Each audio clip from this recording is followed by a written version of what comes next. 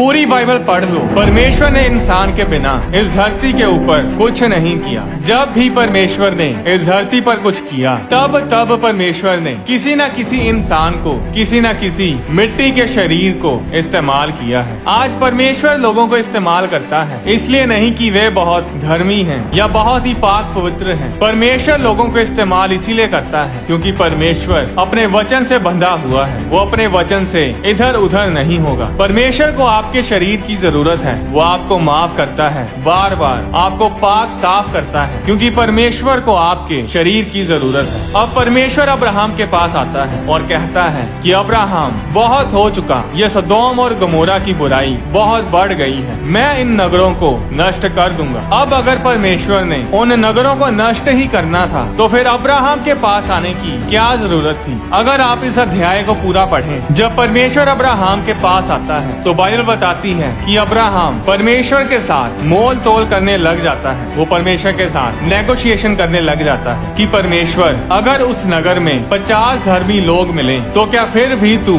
सारे नगर को नष्ट कर डालेगा? और क्या तू दुष्ट के संग धर्मी को भी मार डालेगा? परमेश्वर ने कहा, यदि मुझे सदोम में 50 धर्मी मिले तो उसके कारण मैं उस सारे नगर को छोड़ दूंगा। और इसी तरह अगर आप उत्पत्ति अध्याय 18 को पूरा पढ़ें तो आपको पता चलेगा कि अब्राहम इसी तरह परमेश्वर के साथ मोल तोल, नेगोशिएशन, डील करता रहा कि परमेश्वर, अगर 45 धर्मी लोग मिले, अगर 40, 30, 20 धर्मी मिले तो क्या फिर भी तू सारे नगर को नष्ट कर डालेगा? परमेश्वर ने हर बार कहा, नहीं, मैं 45, 40, 30, 20 धर्मी लोगों के कारण भी उस नगर को नष्ट नहीं करूंगा। और फिर आखिरी बार अब्राहम पूछता है कि अगर उस नगर में 10 धर्मी लोग हों तो क्या फिर भी परमेश्वर उस नगर को नष्ट करेगा? परमेश्वर ने कहा, नहीं। जब तक अब्राहम की तसल्ली नहीं हुई और अब्राहम परमेश्वर के साथ सहमत नहीं हुआ, तब तक परमेश्वर ने सदोम और गमोरा को नष्ट नहीं किया। परमेश्वर को एक इंसान की जरूरत होती है इस धरती पर काम करने के लिए। परमेश्वर को आपकी जरूरत है ताकि आपके नगर में, आपके शहर में बदलाव आ सके, परमेश्वर के काम हो सके। परमेश्वर कभी भी धरती के कामों में दखल अंदाजी नहीं करता जब तक कोई इंसान उसको इनवाइट नहीं करता। सबसे बड़ी बात जो यीशु मसीह ने बाइबल में कही, उसके बारे में मत्ती अध्याय 18 उसकी 18 आयत में लिखा, मैं तुमसे सच कहता हूँ, जो कुछ तुम पृथ्वी पर बांधोगे वह स्वर्ग में बंधेगा, और जो कुछ तुम पृथ्वी पर खोलोगे वह स्वर्ग में खुलेगा। परमेश्वर ने ये नहीं कहा कि जो कुछ मैं बांधूंगा या खोलूंगा। परमेश्वर ने कहा, जो कुछ तुम बांधोगे वह स्वर्ग में बंधेगा। इस धरती पर आपका शरीर परमेश्वर के लिए सबसे कीमती चीज है, और इसीलिए जब आप मरते हैं तो आपको ये धरती छोड़कर जाना होता है, क्योंकि आप फिर इस धरती पर इल्लीगल हो जाते हैं। परमेश्वर आपके शरीर के लिए इतनी चिंता करता है कि उसने आपकी चंगाई के लिए बड़े बड़े वायदे, बड़े बड़े इंतजाम अपने वचन में दिए हैं। हमारे पाप क्षमा के लिए क्रूस पर यीशु मसीह का खून बहाया जाना ही काफी था, पर परमेश्वर ने अपने बेटे को सिर्फ क्रूस पर ही नहीं चढ़ाया, बल्कि उससे पहले उसको कोड़ों से भी मरवाया। यीशु मसीह इस धरती पर इसलिए आए थे कि वो हमारे पापों को अपने ऊपर लेकर उस क्रूस पर चढ़े। सिर्फ क्रूस ही काफी थी हमें परमेश्वर के साथ मिलाने के लिए, हमारे पापों को माफ करने के लिए, उन सब अधिकारों को वापस पाने के लिए जो पहले आदम और हवा ने पाप करने के कारण खो दिए थे। पर क्या आप जानते हैं कि जो कोड़ों की मार यीशु मसीह ने सही, वो सिर्फ और सिर्फ हमारी चंगाई के लिए थी। 1 पतरस अध्याय 2 उसकी 24 आयत में लिखा, वह आप ही हमारे पापों को अपनी देह पर लिए हुए क्रूस पर चढ़ गया, जिससे हम पापों के लिए मरकर धार्मिकता के लिए जीवन बिताएं। उसी के मार खाने से तुम चंगे हुए। जिस यूनानी शब्द को चंगाई के लिए यहाँ पर इस्तेमाल किया गया है, उसका मतलब है शारीरिक चंगाई, फिजिकल हीलिंग। ये कोई आत्मिक चंगाई की बात नहीं हो रही। यहाँ पर साफ साफ लिखा है कि यीशु मसीह ने हमारी शारीरिक चंगाई के लिए मार खाई। यीशु मसीह के शरीर का तोड़ा जाना ये कीमत थी हमारी चंगाई की, और ये कोई साधारण सी मार नहीं थी। कोड़ों की मार उस समय की सबसे दर्दनाक सजा थी, और रोमी सरकार कोड़ों की मार की सजा देने देने में अपने आप को एक्सपर्ट माहिर समझते थे। जो कोड़े वो यीशु मसीह की पीठ पर मारते थे, उन कोड़ों के कोनों पर कांच के टुकड़े, लोहे की तारें, तीखी तीखी हड्डियां और कीलें लगाई होती थी। और जब वो किसी के शरीर पर पड़ते थे तो वो अपने साथ कितना कितना मांस खींच लेते थे। यशाया अध्याय 52 उसकी 14 आयत में बाइबल बताती है कि यीशु मसीह का रूप यहाँ तक बिगड़ा हुआ था कि मनुष्य का सा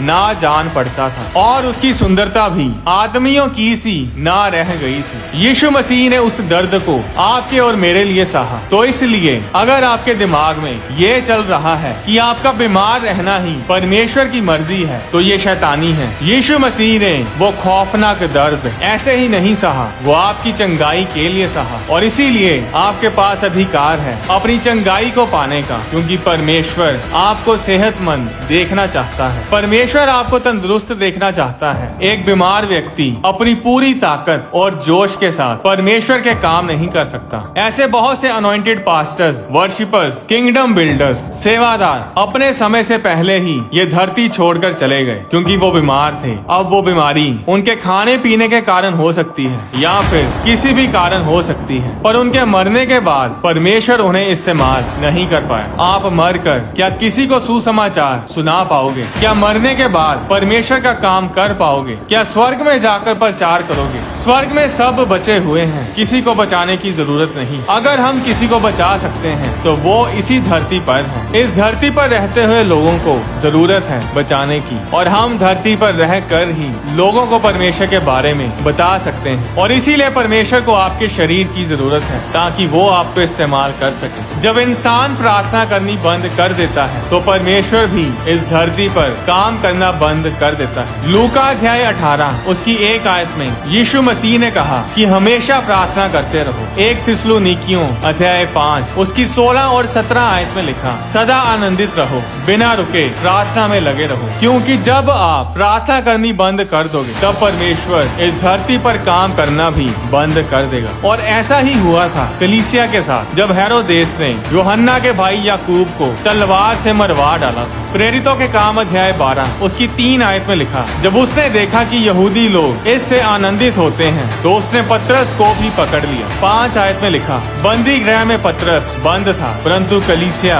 उसके लिए लो लगाकर परमेश्वर से प्रार्थना कर रही थी। पतरस से पहले जब हेरोदेस ने याकूब को पकड़ा था तो कलीसिया ने प्रार्थना नहीं की और याकूब मारा गया। पर पतरस की बारी कलीसिया ने लो लगाकर प्रार्थना की और उनकी प्रार्थना के कारण ही स्वर्ग से स्वर्गदूत भेजा गया जिसने पतरस को उस जेल में से छुड़ाया। इसके बारे में आप प्रेरितों के काम अध्याय 12 में पढ़ सकते हैं। आप नहीं जानते आप कितने शक्तिशाली हैं। आपके पास ताकत है प्रार्थना करने की, आपके पास अधिकार है शैतान को डांटने की। आप बोलोगे शैतान बैठ तो वो बैठेगा, आप बोलोगे शैतान दौड़ तो उसे दौड़ना ही होगा। क्या आपको ये छोटी सी बात लगती है कि इस दुनिया को बनाने वाला परमेश्वर आपको बता रहा है कि जो कुछ तुम इस धरती पर बांधोगे वह स्वर्ग में बंधेगा और जो कुछ तुम इस पृथ्वी पर खोल दोगे वह स्वर्ग में खुलेगा। परमेश्वर हवा में ही कुछ नहीं बोलता, वो गप्पे नहीं मारता। अगर परमेश्वर ने बोल दिया ऐसा है तो मतलब ऐसा ही है। इस धरती पर मनुष्य को अधिकार दिया गया है और इस धरती पर काम मनुष्य ही कर सकते हैं। अगर कोई आत्मा इस धरती पर काम करना चाहती है तो उसे एक शरीर की,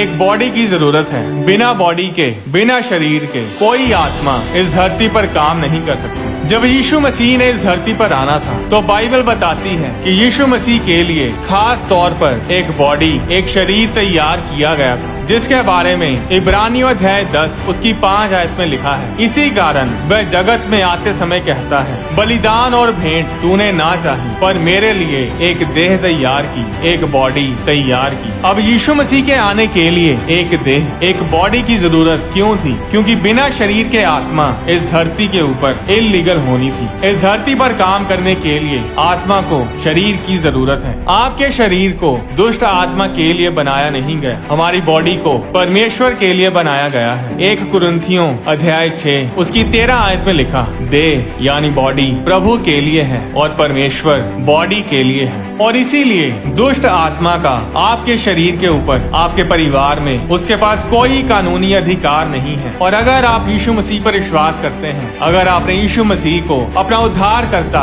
अपना प्रभु ग्रहण किया है, तो आपके पास अधिकार है उस दुष्ट आत्मा को अपने परिवार से, अपनी बॉडी से, अपने घर से निकाल फेंकने का। जब एलिया नबी ने राजा आहाब को भविष्यवाणी दी थी कि मेरे कहे बिना ना तो बारिश होगी ना ही ओस पड़ेगी, तो जो भविष्यवाणी उसने की थी वो अपने आप पूरी नहीं हुई। बाइबल बताती है कि एलिया ने प्रार्थना की बारिश ना हो, और बारिश नहीं हुई। और जब उसने बारिश होने के लिए दोबारा प्रार्थना की तो फिर जाकर बारिश हुई। एलिया कोई अलग से स्वर्ग से उतरा मनुष्य नहीं था, वो भी हमारे जैसा ही दुख सुख भोगी मनुष्य था, और उसकी प्रार्थना ने आसमान को बांध दिया था। इसके बारे में याकूब अध्याय 5 उसकी 17 आयत में आप पढ़ सकते हैं। जो भविष्यवाणी एलिया ने दी थी वो परमेश्वर के वचन के द्वारा दी थी। अब अगर परमेश्वर ने बारिश करनी ही नहीं थी तो फिर परमेश्वर को एक मामूली से इंसान की क्या जरूरत थी कि वो प्रार्थना करे कि बारिश ना हो। इसका जवाब ये है कि परमेश्वर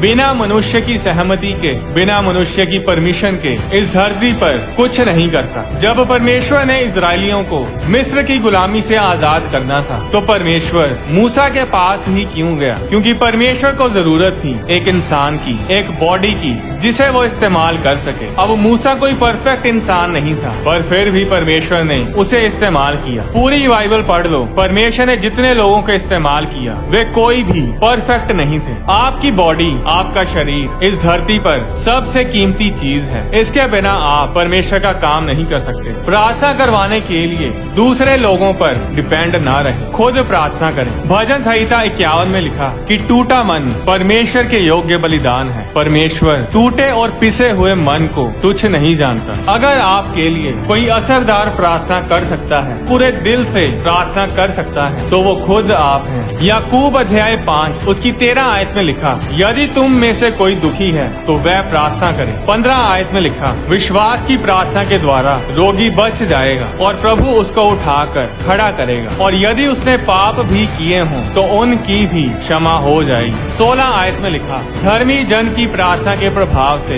बहुत कुछ हो सकता है। परमेश्वर आपको चंगा और आशीषित इसीलिए करता है ताकि आपको अपने कामों के लिए इस्तेमाल कर सके। आज लोग चंगे और आशीषित इसीलिए नहीं हो पाते क्योंकि उनके मांगने का तरीका गलत है। वे मांगते हैं अपनी ऐश परस्ती करने के लिए, मौज मस्ती करने के लिए, फिर से पाप करने के लिए। आज परमेश्वर से मांगे कि परमेश्वर मुझे चंगा कर, मुझे आशीषित कर, ताकि मैं आपके कामों को कर सकूं। मेरे शरीर को चंगा कर, क्योंकि आपको मेरे शरीर की जरूरत है। जब तक आप प्रार्थना नहीं करेंगे तब तक इस धरती पर आपके जीवन में कुछ नहीं होगा। बैठे रहो, टाइम वेस्ट करते रहो बिजी अपने काम में, लगे रहो डे नाइट अपने करियर को बनाने में, पैसा छापने में। ये सब बेकार होगा, किसी काम नहीं आएगा, कुछ भी फ्रूटफुल नहीं होगा अगर आप प्रार्थना नहीं करेंगे। इतना सब कुछ जानने के बाद भी अगर आप प्रार्थना नहीं करेंगे तो इसका मतलब है कि आप अपने और अपने परिवार के लिए, अपने वंश के लिए सीरियस नहीं है। शैतान जानता है कि जब आप प्रार्थना में बैठेंगे, जब आप अपने मुंह से कमांड करेंगे, जब आप परमेश्वर को इनवाइट करेंगे, उसके पवित्र आत्मा को इनवाइट करेंगे, तो शैतान जानता है कि उसकी योजनाएं, उसके प्लान्स, उसकी इच्छाएं असफल हो जाएंगी और वो जो चाहता है वो कर नहीं पाएगा। अब फैसला आपको करना है कि जो चल रहा है सब कुछ वैसे ही चलता जाए या फिर प्रार्थना करके सब कुछ बदल दिया जाए। परमेश्वर के वचन से जुड़ी वीडियोस को देखने के लिए आप होली स्पिरिट प्रोडक्शंस चैनल को सब्सक्राइब करें और बेल आइकन पर क्लिक करके ऑल नोटिफिकेशंस को सिलेक्ट करें ताकि चैनल पर अपलोड की जाने वाली सारी वीडियोस आपके फोन में जरूर पहुंचे। आप अपनी डोनेशन बैंक अकाउंट के जरिए और QR कोड को स्कैन करके भी भेज सकते हैं। परमेश्वर आपको आशीष दे।